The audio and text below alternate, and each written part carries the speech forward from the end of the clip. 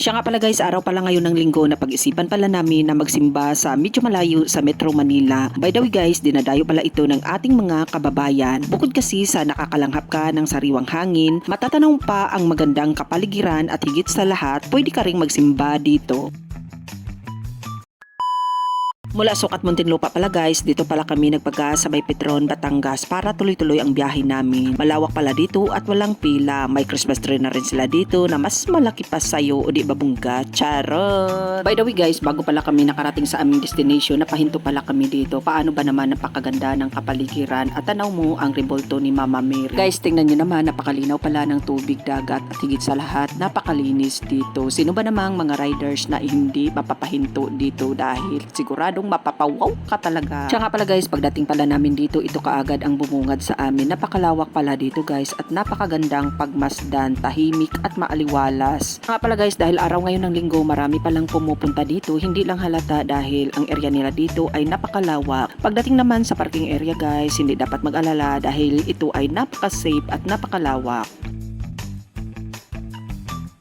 Guys, ito pala ang rebolto ni Mama Mary na matatagpuan sa Monte Maria, Barangay Pagkilatan, Batangas. Na tinataguri ang pinakamalaking rebolto sa buong Asia na may lapad na 96 at may haba naman na 315. Siya nga pala guys, binabaybay pala namin ang haba ng kalsada mahigit 3 hours para masilayan namin ang isa sa pinakamagandang lugar na didadayo ng ating mga kababayan. Siya nga pala guys, mahigit alas 9 na kami ng umaga nakarating dito at dumiritso kami sa food court. Pagkakita namin ang daming nakapila, kaya naman dumiritso na kami kung saan masisilayan natin ang tinatawag na glass walk. Pagdating mo pala dito guys, ito kaagad ang bubungad. Napakaganda ng kapaligiran, maaliwalas at higit sa lahat, napalibutan ito ng karagatan at kabundukan. Siya nga pala guys, kung gusto nyong ma-experience ang glass walk dito sa Monte Maria, magbayad lang kayo ng 200 pesos, ma-experience nyo na. At dahil nagmamadali kami guys, hindi na namin tinatry ang mag-glass walk dahil ang pakay naman talaga namin dito ay ang magsimba. Kaya naman dali-dali kaming umakyat para masilayan namin ang misa ng pare. Siya nga pala guys, ito pala ang matatanaw natin pagdating ng tuktok kung saan naman makikita natin ang rebolto ni Mama Mary. Napaka maaliwalas pala dito at nakakalanghap ka ng sariwang hangin. Siya nga pala guys, pagdating pala namin dito, sakto pala natapos na ang misa. Kaya naman medyo malungkot pero bawi na lang sa susunod, agahan kunti ang biyahe para makahabol sa misa.